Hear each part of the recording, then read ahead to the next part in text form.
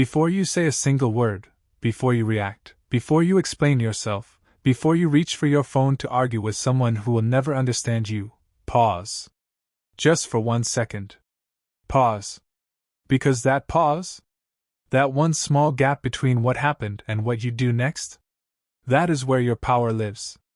Most people never find that pause. They go their whole lives reacting. Triggered by traffic. Wounded by opinions. Shaken by news. Rattled by silence. And they never stop to ask why. They never stop to wonder if there's another way to move through the world, a way that doesn't cost them their peace every single morning. There is. The Stoics discovered it over 2,000 years ago. Marcus Aurelius practiced it on battlefields while governing the most powerful empire on earth. Epictetus found it inside the walls of slavery. Seneca held on to it even as Nero, a man he had once mentored, sent soldiers to his door with orders to die. They all learned the same thing. The world does not determine how you feel. You do. And that is what this video is about. Not toxic positivity. Not pretending everything is fine. Not suppressing your emotions and calling it strength.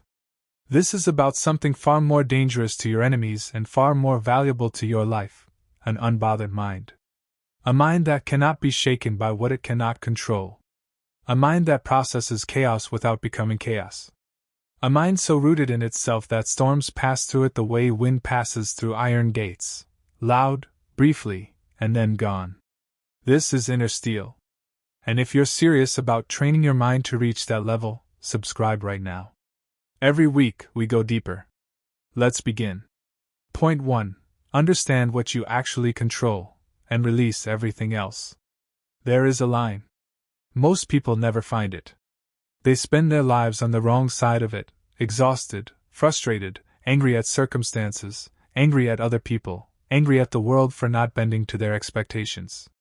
And the tragedy isn't that they're suffering. The tragedy is that most of what they're suffering over was never theirs to carry.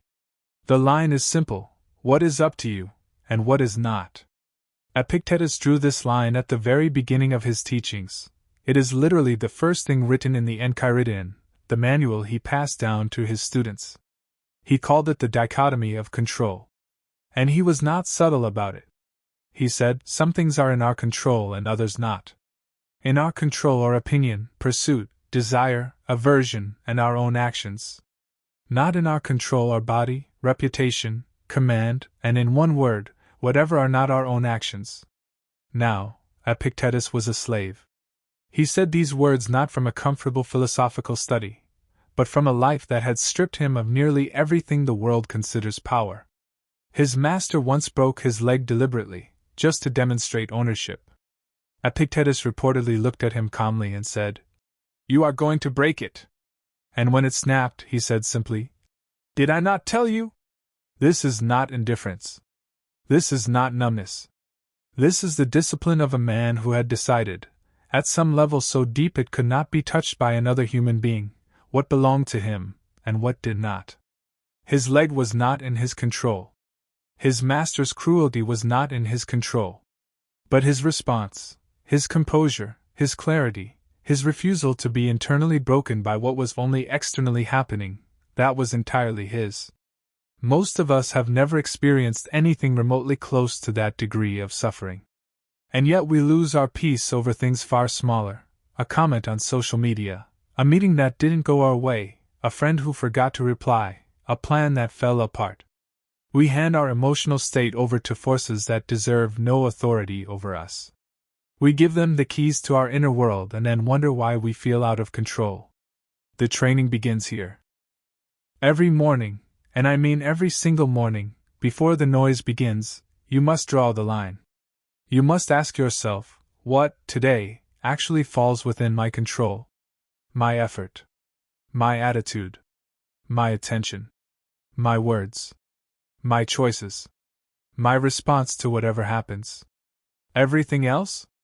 The weather, the traffic, other people's moods, the economy, what your coworker says, whether someone respects you, whether things go according to plan, none of it is yours. This doesn't mean you don't care. It means you stop bleeding your energy into things that do not take your directions. It means you act fully within your domain and release everything outside of it. The unbothered mind is not an empty mind. It is a precisely calibrated mind, one that knows exactly where to pour itself and where to refuse. Start there. Point 2. Stop needing their approval to move. In 1962, a young man sat in a small room in New York City with a stack of rejection letters on the table in front of him. He had sent his poetry to more than a dozen literary journals. Every single one had said no. Some hadn't even bothered to respond. He was barely 20, unknown, and by the world's standard, failing. His name was Sylvia Plath, but this story isn't about Plath. This story is about what happens to the men and women who let those rejections become verdicts. Who read no, and hear, "You are nothing." Who wait for someone else to tell them they're allowed to continue. The unbothered mind does not wait for permission. Marcus Aurelius wrote, "You have power over your mind, not outside events. Realize this, and you will find strength." But buried deeper in his journals, the Meditations, which he never intended to be published, which he wrote only for himself, is a pattern that reveals something even more useful. Again and again, he reminds himself that the approval of others means nothing. That reputation is a wind that changes direction without warning. That the crowd that cheers you today will forget your name by next season. He governed 60 million people. He was worshipped as a god by some of his subjects. And he still had to remind himself, repeatedly, that none of it was the point. Because Marcus knew something most people learn too late: when you need approval, you become its prisoner. Every decision runs through the filter of what will they think. Every piece of work is held back until it seems safe enough. Every bold move is softened to avoid offense. And slowly, without ever choosing it, you start living someone else's life. The cost is not visible at first. It shows up in the accumulation: years of projects never started, risks never taken, truths never spoken, because you were waiting for the world to nod before you moved. The antidote is not arrogance. The unbothered mind doesn't need to tell people it doesn't care what they think, that's still about them. The truly unbothered mind is simply pointed elsewhere. It is pointed at the work, at the standard, at the craft, at the thing itself. When you're obsessed with quality, you don't have time to monitor reactions. When you're deep in the work, you forget to check who's watching. When you know what you're building and why, a no is just data, not a death sentence. Stop performing for an audience that hasn't earned the seat. Start building the thing they'll eventually have to acknowledge, not because you need them to, but because you refuse to stop until it was real. Point 3. Build a wall around your inner world. There is a practice, ancient and almost forgotten now, that the Stoics called the inner citadel. Marcus Aurelius described it this way: "You have power over your mind, not outside events." But he went further. He wrote about retreating, not physically, but internally, to a place that nothing and no one could breach. A place of stillness inside the storm. He wrote, "Men seek retreats for themselves, houses in the country, seashores, and mountains. You are very much in the habit of longing for those things. But this is altogether a mark of the most common sort of men. For it is in your power, whenever you choose, to retire into yourself." Think about what he's saying. He's saying, you don't need a vacation. You don't need the mountain. You don't need the silence of the countryside. You need the training to build silence inside yourself, so that wherever you are, whatever is happening around you, there is a place within you that remains untouched. Let me give you a modern story of what this looks like. Viktor Frankl was an Austrian psychiatrist who survived 4 concentration camps, including Auschwitz. He lost his wife, his parents, his brother. He was stripped of everything: possessions, name, dignity, freedom, people he loved. By any measure, the world had done its absolute worst to him. And yet he wrote in Man's Search for Meaning, something that has stayed with millions of readers for decades. Everything can be taken from a man but one thing, the last of human freedoms, to choose one's attitude in any given set of circumstances, to choose one's own way. He did not say this from comfort. He said it from the inside of a barracks where human beings were being processed like cattle. He built an inner citadel, not with stone, but with meaning, with choice, with the stubborn refusal to let his captors own the one thing they could not physically reach, his inner world. You are not in a concentration camp. But you are surrounded by forces that want access to your inner world every day.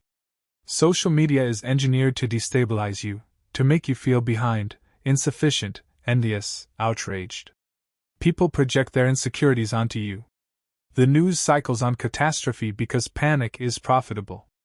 And every single day, dozens of small events try to break through your walls and rearrange your emotional furniture. The training is this: build the citadel deliberately. It means choosing, each morning, who and what gets access to your inner world. It means having non-negotiables, practices, disciplines, silence, work, that nobody can schedule away from you. It means understanding that your attention is the most valuable resource you own, and treating it accordingly. Most people have open borders. They let everything in, every opinion, every news alert, every slight, every disappointment, and they wonder why they feel invaded. They wonder why they're always tired. You build the wall. You guard the gate. You decide what enters. This is not isolation. This is architecture.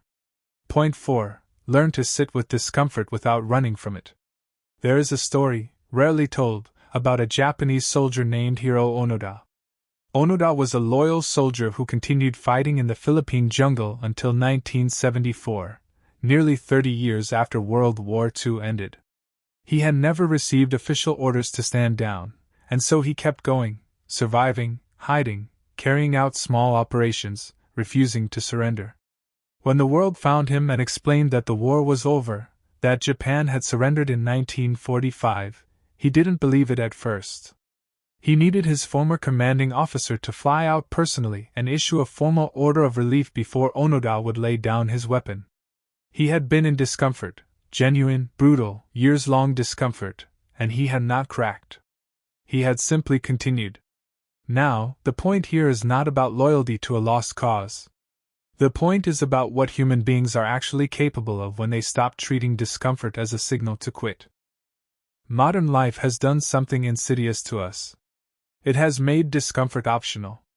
And because we can avoid it, because there is always a distraction available, always an easier path, always a scroll that numbs the tension, we have forgotten that discomfort is not the enemy. Discomfort is the gate.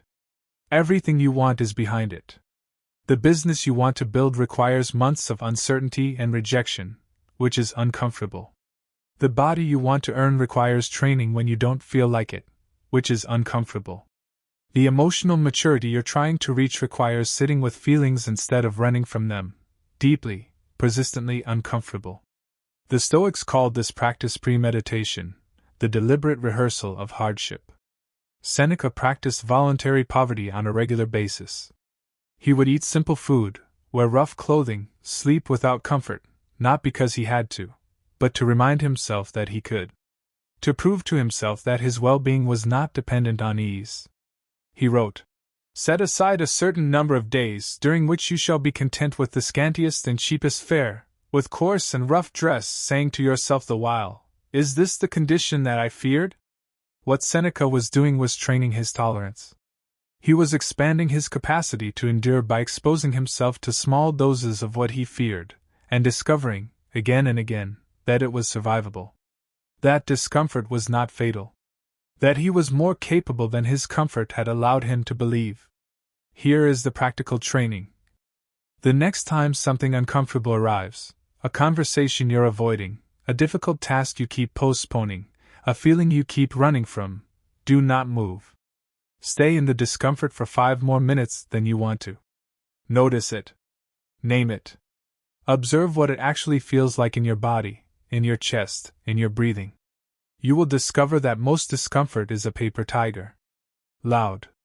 Alarming. And upon closer inspection, not nearly as dangerous as the running made it seem. The unbothered mind is not one that never feels discomfort. It is one that has learned to feel discomfort without treating it as an emergency. Point 5. Master the pause, the space between stimulus and response. In 1940, Winston Churchill stood before the British Parliament, and told a nation that was losing a war that they would never surrender. He had slept maybe 4 hours. Germany had swept across Europe with a speed that military historians still study with disbelief. France was falling. Britain stood essentially alone. The pressure on Churchill was not political pressure, it was the pressure of civilizational survival. Every intelligence report, every telegram, every map on the wall was telling him the same thing: this is over. And he paused. Not publicly. Not visibly. But in his correspondence, in his diaries, in the accounts of those who knew him, there is a consistent pattern. Churchill, before his most powerful moments, went silent. He retreated. He thought. He did not react to the crisis with the speed the crisis seemed to demand. He processed it. He weighed it. And then he moved, not with panic, but with decision. His famous speeches were not improvised. They were forged in the furnace of deliberate pause. Viktor Frankl, and yes, his name returns here because his insight applies everywhere, described the space between stimulus and response as the place where human freedom lives. He wrote, "Between stimulus and response there is a space. In that space is our power to choose our response. In our response lies our growth and our freedom. The stimulus is what happens to you. The response is what you do about it. The space between them, that is the entire game." Most people have no space. Someone says something cutting and they fire back immediately. An email arrives with bad news and they're on the phone in seconds. A plan falls apart, and they're spiraling before they've even thought clearly about what's actually happened. They have collapsed the space to zero, and in doing so, they have given away the one thing that separates a reaction from a choice. The training for this is specific and daily. When someone says something that provokes you, pause 2 seconds before responding. When you receive news that destabilizes you, do not pick up the phone. Do not open another app. Sit with the information for at least 10 minutes before deciding what to do. When you are in an argument, and you feel the heat rising, take one slow breath before your next sentence. These are not delays. These are decisions. They are the exercise that builds the muscle of the unbothered mind. Because the man who pauses is the man who chooses. And the man who chooses is the man who leads, himself first, and everything else from there. If this is landing for you, if this kind of thinking is what you've been looking for, subscribe to Inner Steel right now. This is what we do here, every single week. Point 6. Stop letting other people's chaos become your identity. There was a woman in ancient Rome named Portia Catonis, the daughter of Cato the Younger, one of the most revered Stoic figures in history, and the wife of Marcus Junius Brutus. She is less famous than both of them, but she did something that neither of them did. To prove to her husband that she was worthy of sharing his secrets, that she could endure pressure without breaking, she cut a deep wound into her own thigh and kept silent about it for 3 days. When Brutus finally confided in her about the conspiracy against Caesar, she said, "Now you know I can keep a secret." The story is extreme. But what it points to is something relevant to every person watching this video: the capacity to absorb the chaos of others without being fundamentally altered by it. One of the most common ways an otherwise stable mind is destroyed is not through personal tragedy, it's through proximity to unstable people. The partner who brings their anxiety into every room. The family member who manufactures crisis. The friend who only calls when they're drowning and never when they're fine. The colleague who turns every workplace into a drama. These people are not necessarily malicious. Most of them are simply unregulated. They have not done the work, and so they leak. They leak emotions, they leak panic, they leak conflict, and if you are not careful, you will absorb it all and mistake it for your own. The unbothered mind learns to be present for others without being consumed by them. There is a difference between compassion and merger. Compassion says, "I see your pain, I acknowledge it, I will help where I can." Merger says, "Your pain is now my pain, your chaos is now my chaos, your emergency is now my emergency." Compassion keeps you intact. Merger dissolves you. The Stoics understood this through their concept of appropriate concern, caring about others without losing yourself in their condition. Marcus Aurelius was surrounded every single day by people who were panicking, scheming, grieving, performing. His court was a theater of instability. And he kept writing his private reflections, kept returning to his own principles, kept functioning from his own center. He gave energy where it was warranted. He gave help where he could. And he went home, inward every night. Your practice: identify the people and environments that consistently destabilize you. Not to cut them off, but to become deliberate about the container. Set a time limit. Choose how much you carry out of the conversation with you. Practice returning to your own emotional baseline after difficult interactions, rather than carrying the residue for hours. You are responsible for your own regulation. You are not responsible for theirs. Point 7. Rebuild your relationship with failure. Thomas Edison, when asked about his repeated failures to develop the light bulb, reportedly said, "I have not failed. I've just found 10,000 ways that won't work." That quote is famous. What's less discussed is the reality behind it: that Edison ran an industrial operation built on failure. He had a system for it. His Menlo Park laboratory was not a place where brilliant men succeeded on the first try. It was a place where brilliant men failed methodically, documented the failure, and immediately began the next attempt. The failure wasn't the obstacle. The failure was the process. Most people, when they fail at something, enter a cycle that has nothing to do with the failure itself. They interrogate their worth. They spiral into comparison. Look at who succeeded where I didn't. They drag the failure into the future and use it as evidence of what they shouldn't attempt next. And in doing so, they compound a small setback into a permanent psychological limitation. The Stoics had a name for this kind of misplaced suffering: passion in the negative sense, an excessive emotional reaction that distorts clear thinking and produces poor decisions. Epictetus was ruthless about it. He wrote that we suffer not from events, but from our judgments about them. And the judgment that failure means something fundamental about your worth, that is a judgment you chose. It feels automatic, but it isn't. It was learned. And what was learned can be unlearned. Here is the reframe. Failure is information. It is your environment telling you something about the approach, the timing, the preparation, or the conditions, not about the person. A scientist who runs an experiment that doesn't produce the expected result doesn't dismantle the laboratory. They update the hypothesis and run another experiment.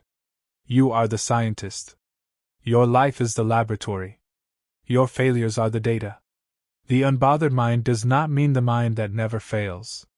It means the mind that fails and returns to baseline faster, that processes the failure clearly, extracts what's useful from it, and releases the emotional residue without letting it calcify into identity. Every person watching this has failed. Every person watching this will fail again. The question is how long you let it live in you after it's over. Weeks? Months? A lifetime? The training: after a failure, give yourself 24 hours to feel it fully. Do not suppress it. Let the disappointment be real. And then, and this is mandatory, sit down and write 3 things: what happened, what you can learn from it, and what the next step is. Move from emotion to analysis to action. That sequence is the architecture of the unbothered response to failure. Your failures do not own you. They inform you. There is a fundamental difference. Point 8. Train your mind to return, the practice of anchoring. In ancient Greece, a captain named Aristides was known across Athens for something unusual. Not for military brilliance, not for political genius, but for consistency. In a city notorious for swinging between extremes, worship and exile, celebration and condemnation, Aristides remained steady. When he was eventually ostracized from Athens, expelled by popular vote, he reportedly walked to the border, turned, and prayed that Athens would never face troubles bad enough to make them regret exiling him. No bitterness. No revenge fantasy. Just orientation to his own values, even when the city had turned against him. He was later recalled, re-honored, and died serving the same city that had cast him out. History named him Aristides the Just, because his character was more consistent than the opinions of the crowd. What Aristides demonstrated was something the Stoics would later systematize: the practice of return. The trained ability to come back to your center after being displaced.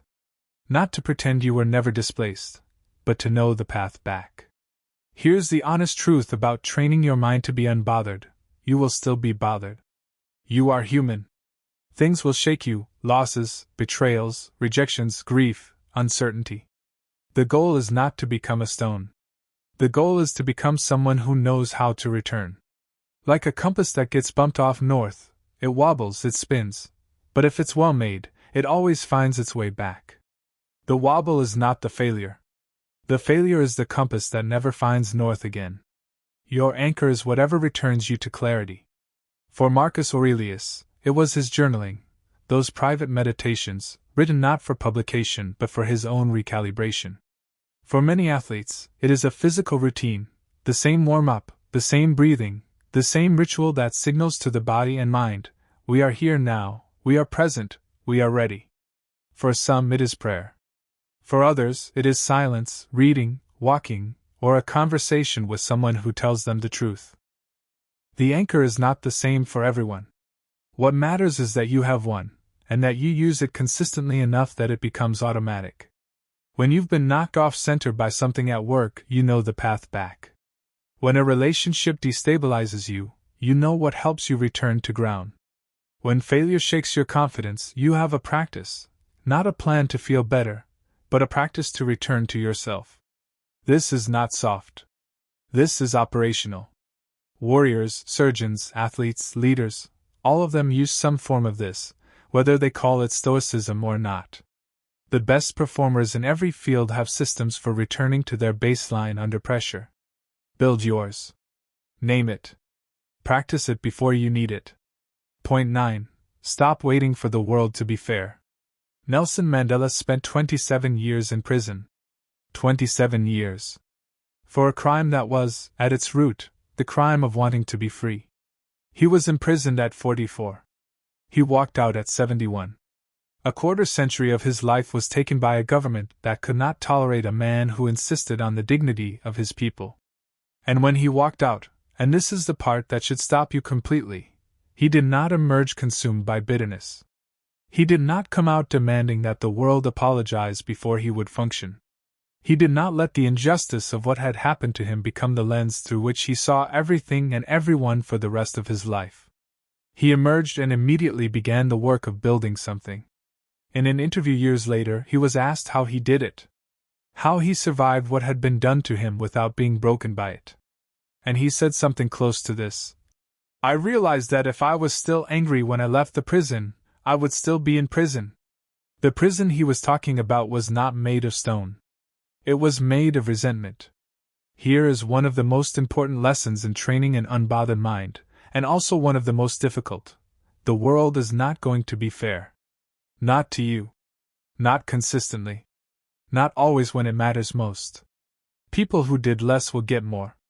People who lied will advance. People who were disloyal will be celebrated. Circumstances will be unjust. Effort will sometimes go unrewarded. The math will not always work out the way it should. This is not pessimism. This is reality, the same reality that Marcus Aurelius looked at clearly when he wrote, Never esteem anything as of advantage to you that will make you break your word or lose your self-respect. He is not saying the world is good. He is saying, your integrity is not contingent on the world's fairness. You do not get to keep your peace only when things go your way. You keep your peace because it is yours, because it is built from something the world cannot issue or revoke.